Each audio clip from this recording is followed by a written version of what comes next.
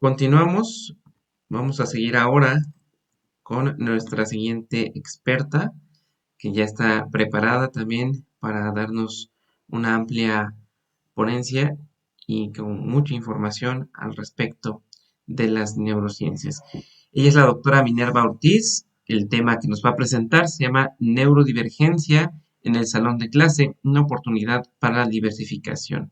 La doctora Ortiz es una reconocida especialista en neurodiversidad y su presentación nos mostrará cómo los docentes pueden aprovechar la diversidad de estilos de aprendizaje que existen en el aula para fomentar una educación inclusiva y enriquecedora.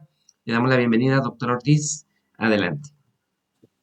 Hola, buenos días. ¿Sí me escuchan bien? Sí, fuerte y claro. Ok, perfecto. Voy a compartir la presentación.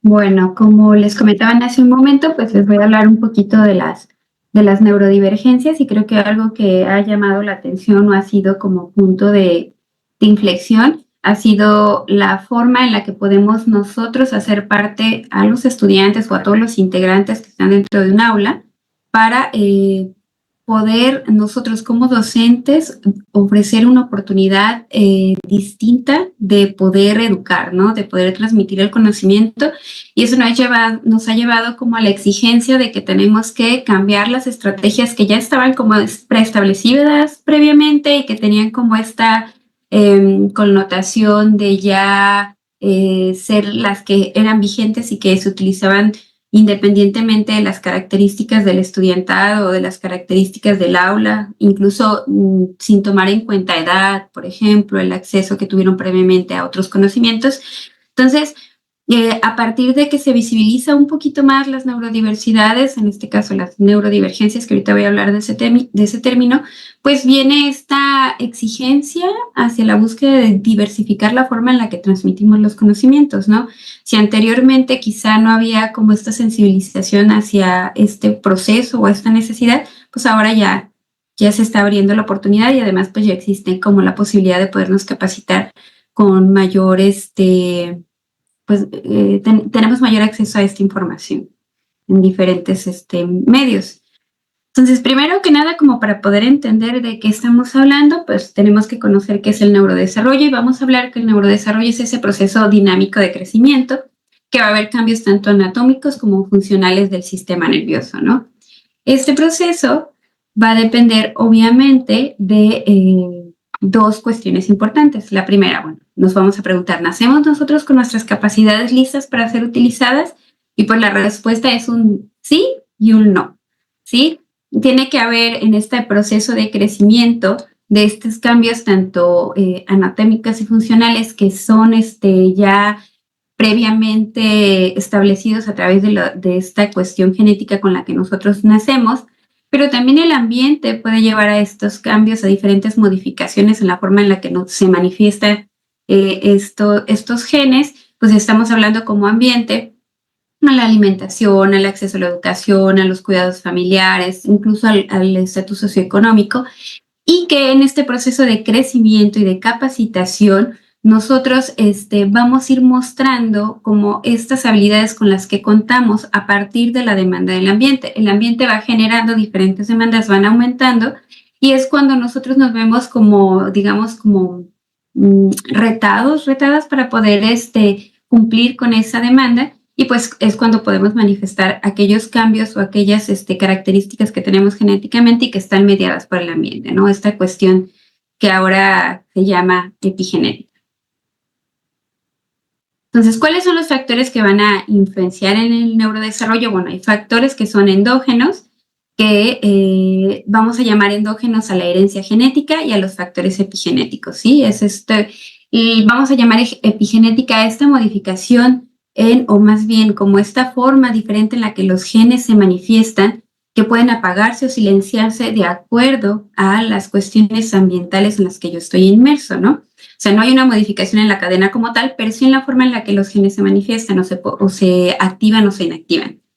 Entonces, en estos procesos también hay procesos que son exógenos, que van a ser las características prenatales, perinatales y postnatales, que tiene que ver desde el tipo de cómo fue la gestación, si hubo estrés, si no hubo estrés, cómo se alimentó la madre durante este periodo y incluso antes de ese periodo, en los periodos perinatales, ¿no? Si tuvo acceso a la alimentación, si también estuvo bajo influencia de estrés, si tuvo consumo de drogas, si hay un montón de cuestiones que van a estar influenciando y que ya cuando el bebé nace, ya en el periodo postnatal, como llamando como periodos críticos los primeros de los 0 a los 5 años, que tiene que ver también con esto de que si tienen acceso a la educación, a los cuidados maternos adecuados, si no estuvieron en ambientes negligentes, si por ejemplo no tuvieron el acceso, por ejemplo, a la estimulación temprana. Y pues todo esto, estos factores exógenos en conjunto con los endógenos y aquellos que no están determinados, que no los podemos como establecer en alguna de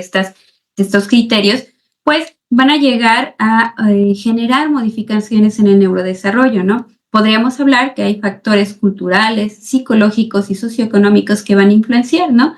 Que va desde, por ejemplo, hay comunidades cerradas que tienen características culturales muy específicas, la estimulación psicosensorial, la estimulación afectiva, la relación entre la madre e hijo, ahora también madre e hijo, la posibilidad a tener acceso a la educación y pues también las posibilidades nutricionales y el acceso a los servicios médicos, ¿no?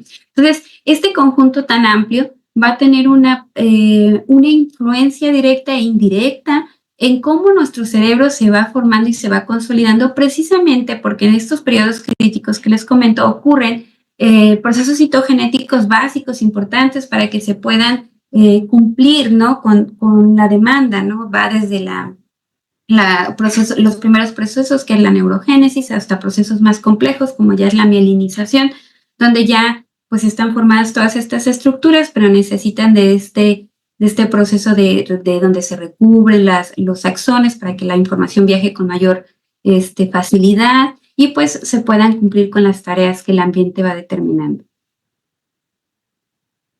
Entonces, nosotros pues vamos a ir desarrollando, como les decía hace un momento, de acuerdo a esta interacción del ambiente y el entorno, pues estas habilidades importantes que son de aprender, recordar información, poder organizarnos, planear, resolver problemas, que yo pueda centrar mi atención, que la pueda mantener o que la pueda dividir, que pueda emplear el lenguaje, que pueda percibir el ambiente y pues procesos más complejos que son como poder realizar cálculos, ¿no? Entonces, estas capacidades ya vienen de manera, digámoslo, como automática, como que nuestro cerebro ya está listo para hacerla, pero la capacitación del ambiente es la que me va a lograr que yo pueda hacer estas acciones.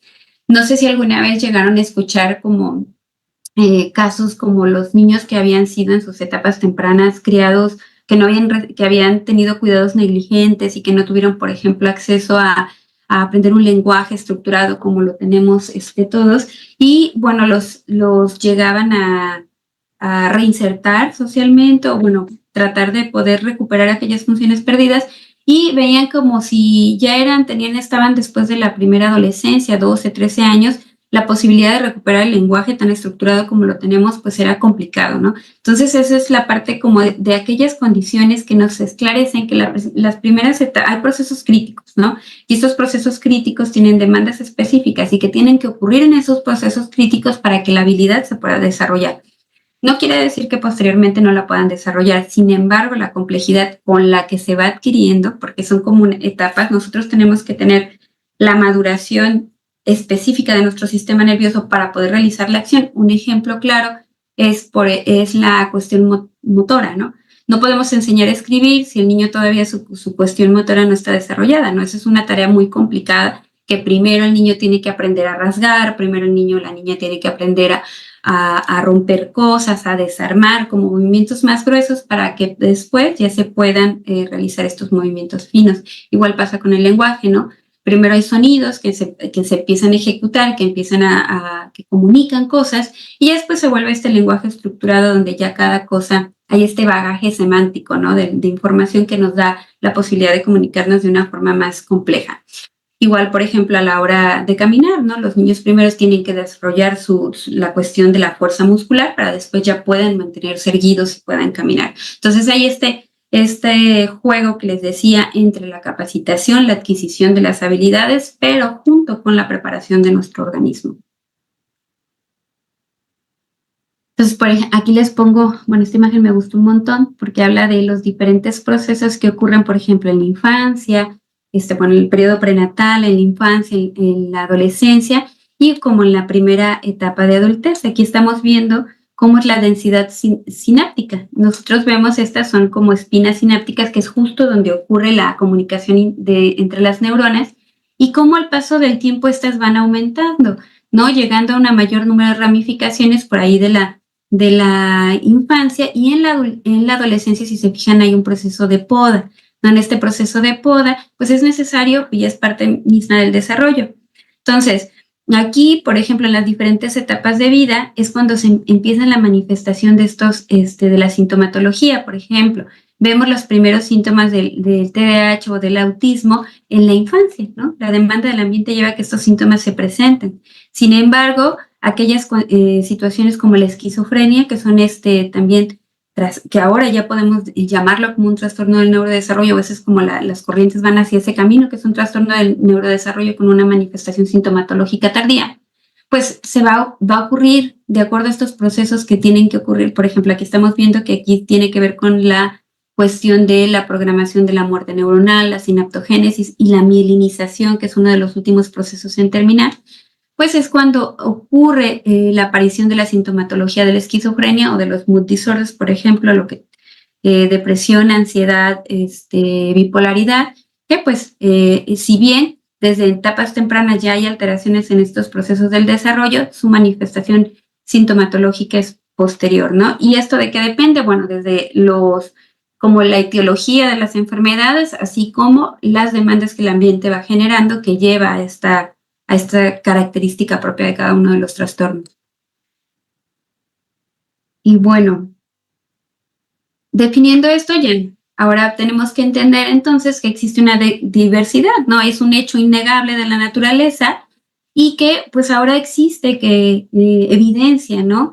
Que esta diversidad estuvo incluso antes de poderse diseñar el cerebro, ¿no? Conforme hubo esta demanda del ambiente, pues el cerebro tuvo que ir adquiriendo como una constitución más compleja, ¿no? Aquí vemos que aumentan las circunvoluciones, y esto nos habla de un cerebro más complejo. Hay un mayor tejido nervioso que se fue adquiriendo con el paso de los años o fue evolucionando con el paso de los años para poder llegar a lo que ahora conocemos o que ahora observamos como el cerebro del ser humano, ¿no? Sin embargo, pues esta diversidad siempre ha estado presente. Nosotros, entonces, llegamos al punto en el que entendemos que la diversidad siempre va a ser una forma de que nosotros podamos tomar a la inclusión de todos los individuos de acuerdo a esas características que los hacen diferentes, ¿no? Puede haber diversidad demográfica, que son aquellas diferencias por origen, género, orientación sexual o religiosa. Puede haber diversidad experiencial, que pues es que cada uno de nosotros tenemos una experiencia distinta de la vida, que nos lleva a que en algún momento de nuestro proceso, de nuestro desarrollo, pues tomemos decisiones de acuerdo a ello. Y la cognitiva, ¿no? Donde hay estas diferencias en habilidades cognitivas, y que esto va a mediar cómo nosotros pensamos. Entonces, entendiendo esto, neurodiversos somos todos, ¿no? Es un término inclusivo. Reconocemos que existe una variedad de cerebros y que esto nos lleva a que cada uno de nosotros tenemos una forma diferente de pensar. Sin embargo, dentro de esta neurodiversidad existen las neurodivergencias. Esto quiere decir que aquellos cerebros funcionan de manera distinta a este estándar neurotípico, ¿sí? Ahí estamos hablando que dentro de la normativa, que la normativa es la diversidad, tendríamos que verlo así, pues existen variaciones que salen de estos criterios que ya tenemos establecidos. En este punto entendemos, todos somos neurodiversos, absolutamente todos, pero no todos somos neurodivergentes, no todos salimos de esta normativa que esperamos. Y bueno, ¿qué se sabe? ¿Cuál es la prevalencia de neurodivergencia? Se dice que hay entre el 15 y el 20% de la población que presenta alguna neurodivergencia. Vamos de acuerdo que estas estadísticas siempre van de la mano de gente que tiene diagnóstico, ¿no? Vamos que un diagnóstico de una neurodivergencia no es un proceso tan sencillo, ni tampoco es un proceso tan económico al que todo el mundo pueda acceder. Además, nuestro sistema de salud no está preparado para la atención de las neurodivergencias, y no solo de las neurodivergencias, sino de la salud mental en general. La inversión para el tratamiento de la salud mental es muy poca. Entonces, el acceso a un diagnóstico y por ende a un tratamiento adecuado, pues es limitado. Entonces, ¿a qué le voy a llamar neurodivergencia? Bueno, tenemos que ver que las neurodivergencias son muy heterogéneas. No podemos hablar, aunque sí, ya existen criterios diagnósticos establecidos de acuerdo a cada una de ellas, no podemos decir que todos se manifiestan de la misma forma, ¿no? Va a haber diferencias en cuanto a las habilidades sociales, las fijaciones, las rutinas, si hay problemas sensoriales o no los hay, si existen neurotipias o no. Hay alteraciones también en la percepción, alteraciones en las funciones ejecutivas, entre otras. Entonces, por eso hablamos que es un espectro, ¿sí? Nosotros, si bien vamos a cumplir con las características o con los criterios diagnósticos, la manifestación sintomatológica siempre va a ser distinta a cada uno de nosotros por esta cuestión de este espectro, ¿no? Pero siempre vamos a observar desde el rango del déficit, porque dentro de la clínica se utiliza esa terminología, el déficit. A mí no me encanta, pero es la forma en la que podemos describirlos. Pues va a haber limitaciones específicas en el aprendizaje, en el control de las funciones ejecutivas, y va a haber deficiencias también que son globales, ¿no? Que son en las habilidades sociales y, por ejemplo, la inteligencia, ¿no? En esto, ¿a qué me refiero con limitaciones? Que no está alterada por sí misma la función completa, pero sí vamos a poder observar que en algunos aspectos va a haber deterioro o compromiso de ellas. Y mientras que cuestiones más complejas como las habilidades sociales, ahí sí vemos deficiencias globales, ¿no? ¿Qué vamos a hablar? ¿Qué vamos a considerar como neurodivergencias? El primero, aquí lo pongo en moradita, las primeras que siempre se han considerado, pues es el déficit de atención, el trastorno del espectro autista, dislexia, discalculia y disgrafia, que ahora ya no se llaman así, sino se llaman trastornos específicos del aprendizaje y se enfocan a la lectura, las matemáticas o a la escritura. Pero bueno, en la parte clínica seguimos llamándolas como dislexia, discalculia y disgrafia. Dispraxia, que son aquellas dificultades en la coordinación motora. El trastorno específico del lenguaje. Síndrome de Tourette. Las altas capacidades o la superdotación también es una neurodivergencia, así como la discapacidad intelectual. Actualmente están entrando dentro de las neurodivergencias el trastorno bipolar, la depresión mayor, el trastorno obsesivo-compulsivo, la esquizofrenia, y bueno, algunos nuevos que están como lo más nuevo está incluyendo trastornos del aprendizaje no verbal, ¿sí? Y esto que es una forma compleja de poder evaluar el aprendizaje, porque nosotros regularmente evaluamos el aprendizaje de manera pragmática y en los seres humanos lo observamos con la comunicación de la información. Sabemos que hay diferentes tipos de aprendizaje, sin embargo, esta nueva clasificación está tomando aquellos aprendizajes que no dependen de la verbalización de ¿no? Que es una cuestión pragmática, como andar en bicicleta, como aprender a tocar la guitarra, como por ejemplo aprender a manejar, ¿no? Que son aprendizajes totalmente pragmáticos. Y la sinestesia, ¿no? Que es esta capacidad de poder percibir estímulos que pudiésemos llamar que son únicamente visuales, pero que estimulan otras vías sensitivas, ¿no? Que puede ser que la olfativa, que el gusto, ¿no? Que el oído. Entonces, estos que han sido un área de investigación muy importante, pero que pues aún está como muy, muy verde, ¿no? Poderla evaluar, que realmente exista la sinestesia y cómo es que se manifiesta, pero pues está dentro actualmente de las neurodivergencias. Entonces, ¿qué voy a observar? Que va a haber un retraso o una alteración en la adquisición de habilidades de dominios común en el área motora, en el área social, en el lenguaje y en la cognición, y esto por ende me va a llevar a dificultades conductuales, sociales y académicas y del funcionamiento adaptativo. Esta dificultad en yo poderme adaptar a un entorno y que no me genere mayor cambio, mayor insulto a la expresión de lo que yo soy, ¿no? De esta forma, pues, tenemos que entender que las personas neurodivergentes en realidad son diferentes. No es que exista un déficit como tal. Existe un déficit porque lo clasificamos dentro de la normativa, ¿no? todas las pruebas que se hacen, la estandarización de las pruebas van desde estudios de poblaciones muy grandes, donde hacemos la misma evaluación a ese montón de gente y la mayoría saca este puntaje y establecemos una curva, ¿no? Una curva de los que están dentro de la población normativa, de los que están el menor, puntajes menores, puntajes mayores, pero porque así ha sido la forma de poderlo estudiar. Sin embargo, pues de eso es cumpliendo lo que la norma exige, ¿no? Entonces, si bien el poderlas evaluar me puede llevar a que yo pueda entender la constitución del síntoma y yo poder atenderlo de la manera adecuada para buscar una mayor adaptación tanto del entorno como en la persona, el verlo como un déficit lo vemos como algo que limita a la persona, sin embargo es una oportunidad. Por eso es importante ver que en las personas neurodivergentes no es que haya una limitación por sí misma, sino que es una forma diferente en la que se expresa a la persona, ¿sí? Y entonces verlo como diferencias y no trastornos cambia por completo la perspectiva de la atención a la persona, ¿no?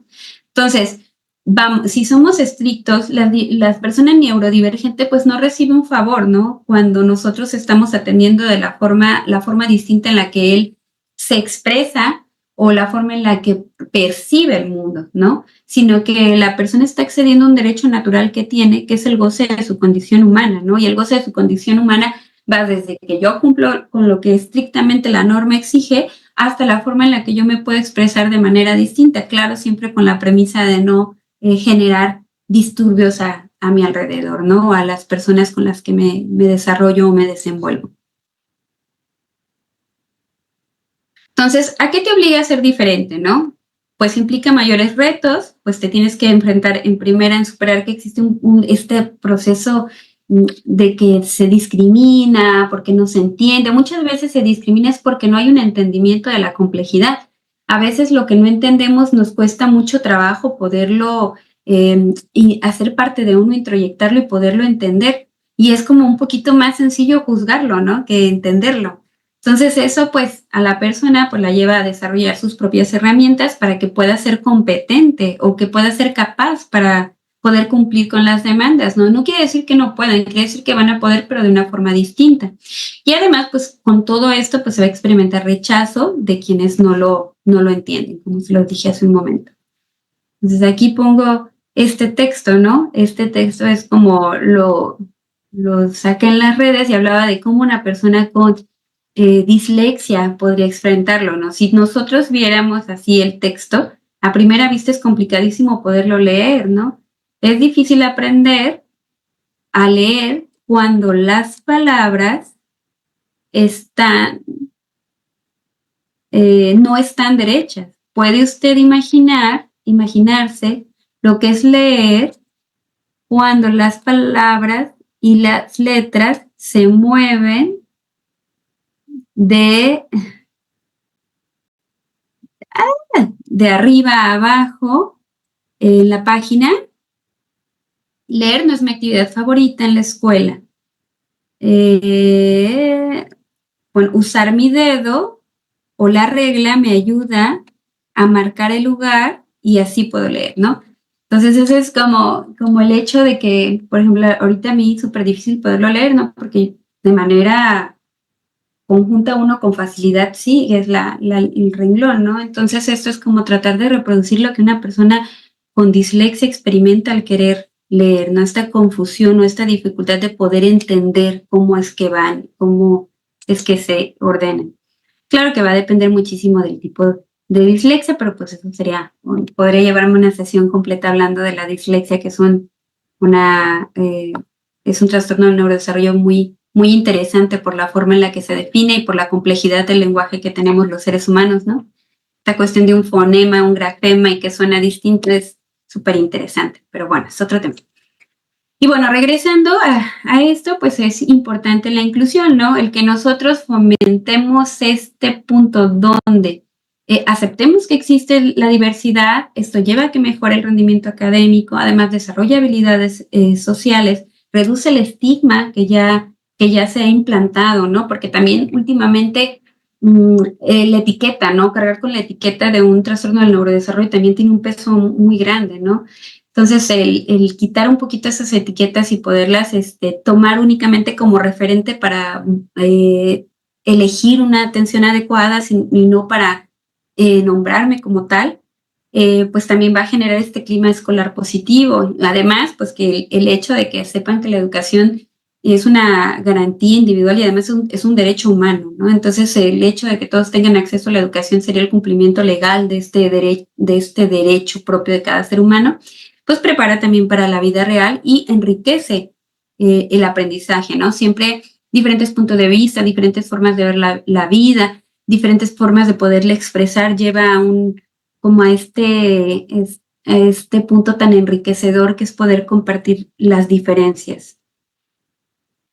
De esta forma, pues, ¿a qué le vamos a llamar un aula, no? Pues el aula pues, va a ser un espacio de aprendizaje. Este espacio de aprendizaje tiene diferentes actores, que son desde los estudiantes, que juegan un papel como pares, el profesor, que tiene relación consigo mismo y la forma en la que educa, así como la relación que tiene con los estudiantes. Entonces, de esta forma podemos decir que todos y cada uno de los integrantes de esta aula pues se tiene que adaptar, ¿no? A un espacio más inclusivo para todos los estudiantes y que se pueda participar de manera activa, no solamente el profesor con el estudiantado neurodivergente, sino el estudiantado neurotípico con el estudiantado neurodivergente, de manera que podamos enriquecer el proceso educativo mediante una perspectiva única, ¿no? Diferente, incluso pues auténtica a las características propias del aula.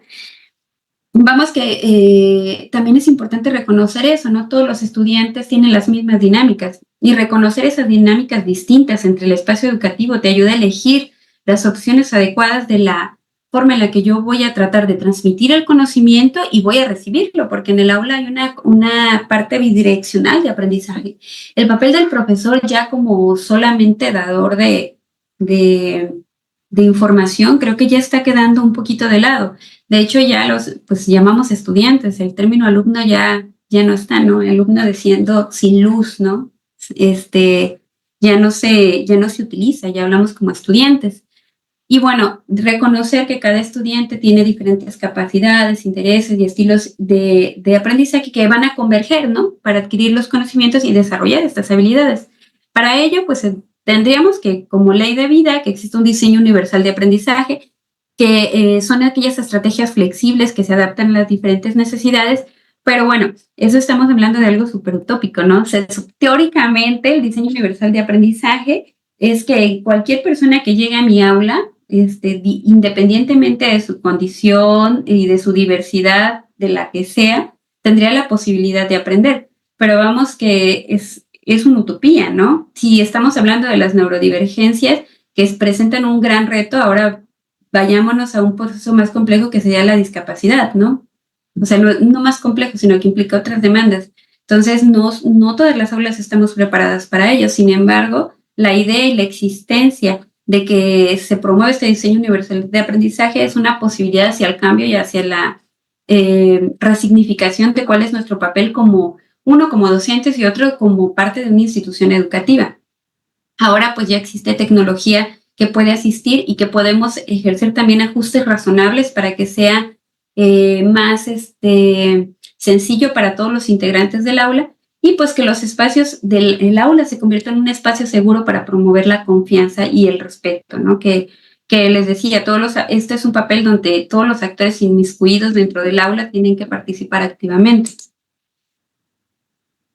Y bueno, ¿por qué es importante la diversificación? Porque vamos a promover la equidad en el acceso al aprendizaje, vamos a enriquecer la experiencia de todos los estudiantes, incluyendo las múltiples perspectivas, vamos a romper estigmas y vamos a fomentar la empatía. Vamos, la diversidad en el aula no es un obstáculo, sino una fortaleza, una forma en la que nosotros nos retamos a ofrecer una forma distinta de nuestro trabajo como docente o como par, ¿no? Como parte, como estudiante, cuál va a ser mi papel activo dentro de este entorno educativo que se convierta en algo inclusivo y diverso.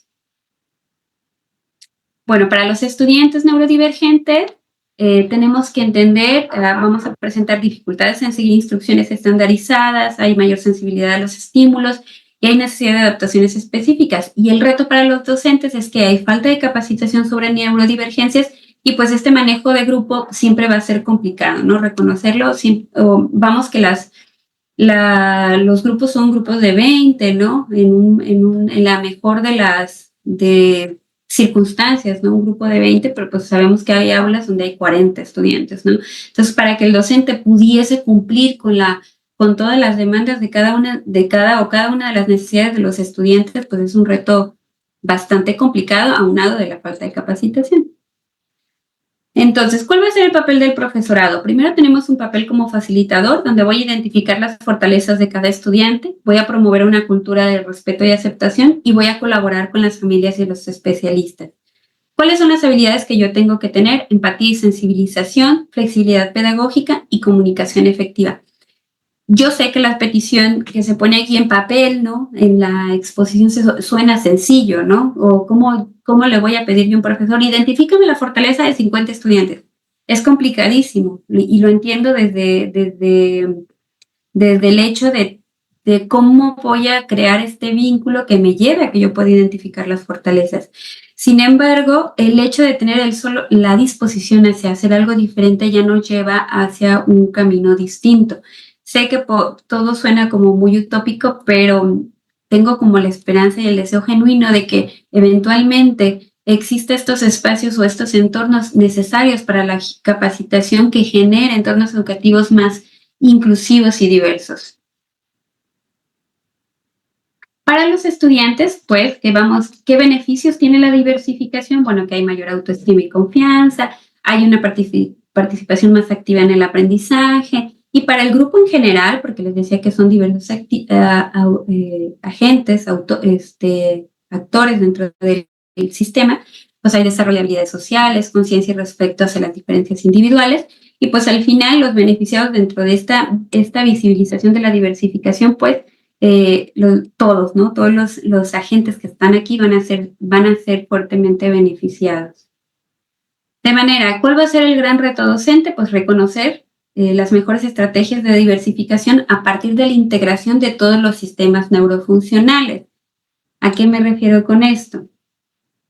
Bueno, que yo tengo que comprender que existen diferentes necesidades, que va desde dificultades para concentrarse, hiperactividad, impulsividad, puede haber también problemas para seguir instrucciones, dificultades para la comunicación social, aquellos comportamientos repetitivos o una amplia sensibilidad en los estímulos, dificultad en la lectura, en la escritura o en la ortografía, también problemas para poder comprender conceptos matemáticos y trabajar los números, y pues dificultades para procesar o responder a información sensorial, ¿no? Esto puede llevar a una sobrecarga sensorial o sobreestimulación, aunque algunos de estos puntos se presentan con más recurrencia en alguno de los trastornos neurodesarrollos, sí que comparten, sí, alguna de presencia de estas características. Entonces, comprender cuál es la necesidad me ayuda a que yo pueda elegir cuál va a ser mi medio más óptimo para poderme mover o para poder elegir las estrategias adecuadas para este grupo. Entonces, ¿qué variedad de necesidades me va a llevar o cómo esta variedad me va a llevar a hacer cambios? ¿Cuáles van a ser los cambios? Bueno, promover la atención y la concentración, mejorar la comunicación, también va a haber variedad en la interacción social, perdón. Va a haber modificaciones sensoriales, la elección de estrategias de aprendizaje adecuadas y quizá apoyo extra. Y esta que menciono al final, porque esto implica adaptaciones curriculares. ¿A qué se refieren con adaptación curricular? A veces vemos como que el término adaptación curricular como algo muy complejo, pero a veces puede ser algo muy pragmático y que ayuda un montón a que tanto el estudiante como tú como docente te sientas cómodo. Es que existen métodos de enseñanza variados. ¿Y a qué vamos? Vamos a ofrecer alternativas de presentación de trabajos. Quizá un estudiante con alguna dificultad en la lectura o en la escritura, el que te haga un ensayo, que además ahorita los ensayos ya no es opción con eso de la inteligencia artificial, le ofrecemos otra alternativa. Quizá lo tuyo no va a ser que me hagas un ensayo, pero sí que me puede ser un excelente mapa conceptual. o sí que me puedes hacer una excelente presentación, o sí que me puedes comunicar la información de manera muy adecuada a través de la verbalización, ¿no? Y esto pues me puede llevar a que haya aplicaciones o software educativos que me puedan ayudar. Hay un montón. Ahorita, afortunadamente, tenemos un acceso libre a un montón de información en las redes. Eso siempre lo digo con los estudiantes. Digo, ya no hay pretexto, la información ya está así a un clic literal. Y pues esto pues me ayuda a tener recursos interactivos que se pueden adaptar a la población, a toda la población, a todos los neurodiversos, hablando, ¿no? Neurodiversos siendo todos, de manera que sea óptima para las necesidades de todos. De esta forma, pues, ¿cuáles son las estrategias que vamos a utilizar? Uno de los grandes problemas va a ser cómo nos comunicamos, ¿no? Que eso sí es algo que se comparte entre todas las neurodivergencias, estas dificultades en la comunicación, de manera que tener un lenguaje claro y conciso que implica la simplicidad, ¿no? Que nuestro lenguaje sea simple, que sea directo para facilitar la comprensión, que demos instrucciones claras, ¿no? Proporcionar instrucciones paso a paso que nos puedan ayudar a que sea más sencillo poderlo hacer. En una de las actividades que realizamos en un taller que se hace sobre neurodivergencias, hablábamos, en una actividad que me encantó, era de hacer un sándwich, ¿no? Y decían, a ver, vas a escribir las instrucciones para hacer un sándwich. Entonces, no, todos las describían como se les ocurría, como nosotros nos comunicamos de manera habitual. Decía, toma el pan, embárralo era de mermelada, ¿no? Y a unos decían, toma el pan, pero pues no me dijiste cómo, rompo la bolsa, ¿no? Y luego embárralo de mermelada, sí, pero ¿con qué no? Con la mano, ¿no? Entonces decían como la importancia de poder transmitir la información de abre la bolsa, saca un pan, utiliza la cuchara para poder embarrar dentro, o sea, era este juego que ayudaba un poquito a entender estas dificultades en la comunicación. Y también pues es muy importante evitar la jerga, ¿no? El utilizar como términos muy complejos y reemplazar esos términos complejos por palabras más comunes, que eso ayuda a que sea la comunicación un poquito más clara. En todo caso, también utilizar señales visuales y gestuales. Es bueno tener un apoyo visual, usar imágenes, gráficos o pictogramas. Gestos y señales siempre llama mucho la atención, que va de la mano también de material visual, ¿no? Que se utilizan carteles o ayudas visuales que me ayudan a yo poder comunicar de una forma más clara lo que quiero hacer llegar al estudiantado. Y bueno, ya entendiendo que esa es la forma de poder transmitir la información, pues también tiene que haber una flexibilidad en la evaluación. Por ejemplo, formas alternativas de evaluación y opciones de presentar del conocimiento. Por ejemplo, pues me va a elegir formatos de evaluación distintos, puede ser proyectos, exposiciones, presentaciones orales o trabajos escritos. También esto es como una alternativa, pero también podemos dar como alternativas a lo que ya está normativa, a lo que yo ya establecí. A lo mejor dar tiempo adicional, ajustar el tiempo para que puedan completar una tarea o un examen, considerar estas características individuales, ¿no? A lo mejor el chico no me va a poder hacer o la chica no va a poder hacer un examen escrito, pero sí que me va a poder hacer una presentación, ¿no? Y que a lo mejor me va a implicar un poquito más de chamba en el hecho de yo que tengo que crear rúbricas de evaluación que me hagan justa a la hora de evaluar, pero que al paso del tiempo ya se vuelve mucho más pragmático y adecuado. A lo mejor al principio, como siempre, cuando uno empieza a dar clases, implica como una creación nueva de todo lo que estamos realizando. Sin embargo, al paso del tiempo parece que hay como un reciclaje, ¿no? Ya reciclamos, mejoramos, adaptamos, actualizamos, pero pues ya está este previo, ¿no? Esto que le va dando sentido a lo que va avanzando. Entonces, este trabajo piénselo como un trabajo que se va a hacer al principio y que al paso del tiempo solamente va a necesitar ser actualizado y mejorado. Única y exclusivamente es un esfuerzo al principio. Entonces, ¿cuál es la importancia de la colaboración? Porque les decía, no solamente tiene que estar enfocado al profesor o al estudiante con neurodivergencia, ¿no? Tiene que haber un trabajo en equipo entre los docentes, los especialistas y las familias, donde siempre hablar de este trabajo colaborativo, este trabajo donde sea un enfoque integral, donde podamos de manera óptima poder atender a las necesidades del estudiante. Y pues eso nos exige a nosotros dentro del área como profesionistas por la formación continua, ¿no? Que el personal docente nos capacitemos, así como los quienes atendemos a las neurodivergencias tengamos como las estrategias más actuales para poderlas atender y poder mejorar su calidad de vida. De manera que esto me va a equipar, ¿no?, de herramientas necesarias para poder yo responder a estas demandas que me están generando la atención a los jóvenes, estudiantes, niños, niñas con neurodiversidades. Entonces, tenemos que desarrollar estrategias de aprendizaje basado en fortalezas, tenemos que adaptarnos a esta manera de aprender y ver que esas habilidades que tiene, que yo observo, identifico y potenciarlas, ¿no? Vamos a contribuir en crear un nicho positivo para este cerebro neurodivergente para comprender aquellas fortalezas y poderlas tomar a su favor del estudiante y también a mi favor como docente. De manera que, ¿cuáles son los pasos a seguir, no? Pues voy a identificar claramente la situación, qué es lo que está generando dificultad. Voy a conocer a los actores, cuáles son sus funciones, para que yo pueda sensibilizar de la situación. Voy a construir o redefinir cuál va a ser el papel de cada uno de los participantes o de las personas involucradas. Vamos a establecer estrategias de programa, programas, acciones y experiencias, y pues de ahí construimos un plan de acción. ¿Qué quiere decir esto? Bueno, que también va a haber trabajo que se va a tener que hacer con los padres o con las personas con las que se viva para poder ayudar al estudiante. A veces las condiciones de vida dificultan un poco el poder cumplir con todo este punto o que todos los actores inmersos en la situación puedan participar. Eso no podemos evitarlo y lamentablemente no está bajo nuestro control. Sin embargo, la satisfacción que acompaña el poder haber hecho tu trabajo de la manera adecuada, buscando el mayor bienestar, independientemente de las características contextuales a las que te ves enfrentado, pues creo que es más que es satisfactorio y es enriquecedor para nosotros dentro de la docencia y para los que trabajamos con las neurodivergencias.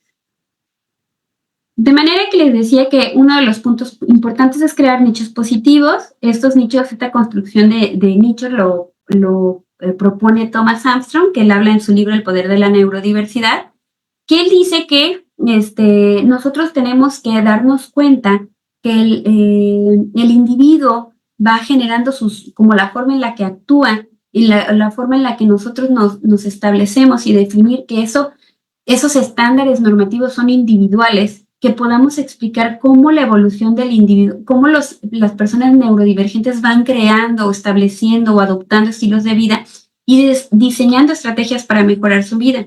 De manera que van a beneficiar sus condiciones, se van a adaptar a necesidades muy puntuales que tenga el individuo neurodiverso. Además, esta construcción de nichos positivos se refiere a que yo voy a generar un espacio óptimo para que la persona con neurodivergencia se pueda expresar, pueda generar, voy a adaptar el espacio donde se va a desenvolver, que esto va a llevar a una generación de cambios en el cerebro en sentido que hay una mejor adaptación al entorno. Esto exige la adaptación de todo el contexto educativo, o sea, no es exclusivo del aula, ¿no? También va a exigir que a lo mejor quien atiende en la tiendita, que a lo mejor que las secretarias, que a lo mejor que no sé, que el personal de intendencia, o sea, todos los que están dentro del contexto educativo tendrían que haber como esta participación integral.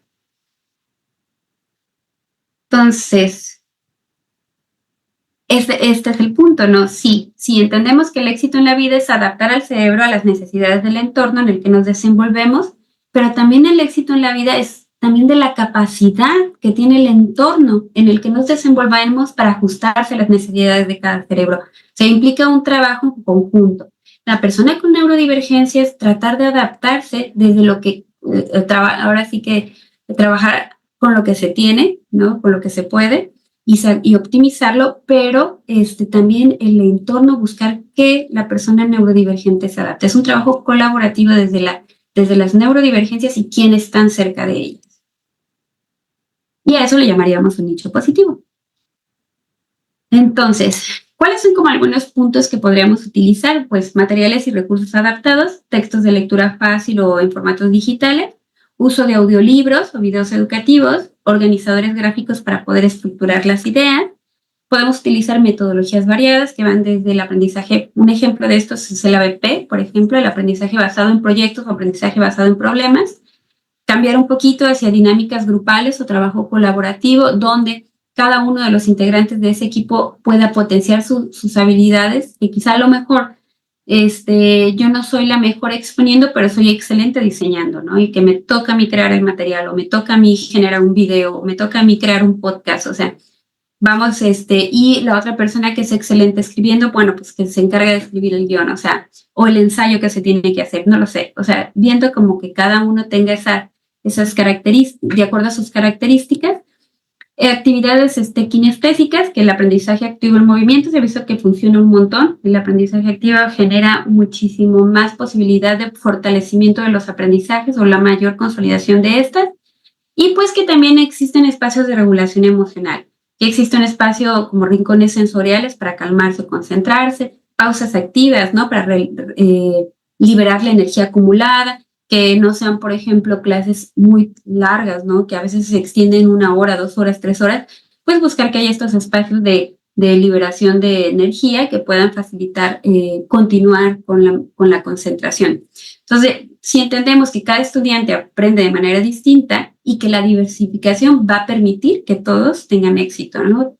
Y pues, si bien no se trata nada más del éxito de los estudiantes, ¿no? Sino también mi éxito como docente en el momento en el que me acerco al trabajo colaborativo con el estudiantado. Y bueno, con esto doy un cierre. Bueno, me agradezco muchísimo que me hayan escuchado. El punto de fomentar la diversificación es como una invitación hacia la capacitación y encontrar otros espacios de poder expresar nuestras habilidades como docentes. Les pongo aquí que esta frase que me gusta mucho: está bien ser diferente. No, no tiene nada de malo. Creo que la diferencia tiene que llegar a establecerse como un halago incluso. Y pues dejo aquí el dato de mi clínica de Sinergia, Clínica de Atención Neuropsicológica, donde vamos a estar trabajando con talleres de capacitación. Y pues agradezco mucho esta oportunidad de poder compartir esta información. Doctora, muchísimas gracias por todo este tema que nos ha presentado. La verdad es que ha sido bastante interesante. Es un tema muy innovador. El conocer esta, este nuevo tema de la neurodivergencia y cómo influye en los demás, ¿verdad? Eh, Voy a revisar las preguntas que tenemos. Deme un segundito. Bueno, en el canal no tenemos preguntas, solamente felicitaciones por la ponencia, todo muy claro. Gracias. Bien, no, tampoco tenemos en WhatsApp, pero bueno, a mí sí me gustaría abordar un poco más con respecto a este tema y dónde podríamos encontrar más información, algún tipo de video o materiales para podernos apoyar. Para la información de estos temas los podemos, bueno, en redes como en YouTube hay un montón de videos muy interesantes. Hay páginas, por ejemplo, de Instagram, igual dejaría mi contacto y les puedo compartirles libros. Creo que la información más novedosa respecto a las formas del trabajo con las neurodivergencias las encontramos en los artículos, ¿no? Hay artículos muy buenos que nos están hablando de nuevas formas de atención a las neurodivergencias que nos hablan desde que, por ejemplo, la terapia cognitivo-conductual en una persona dentro de alguna neurodivergencia no funciona al 100%, tiene que adaptarse, ¿no? A las necesidades de la persona. Hay desde adaptaciones en el aula, hay libros muy buenos que nos hablan sobre este acceso universal a la educación. Entonces, como algo que se me venga a la mente de algo donde podrían visitar, ¿no? Sin embargo, pues mi contacto creo que lo dejé, pueden escribirme y con mucho gusto les comparto material. Perfecto, doctora. Claro que sí, vamos a compartirlo para que se pongan en contacto y Ujú. obviamente seguirla invitando a esta ciclo de conferencias para que nos comparta más al respecto de las nuevas investigaciones que se tienen. Le agradezco muchísimo la participación y nos vemos pronto para una nueva actividad. Hasta luego, muchas gracias.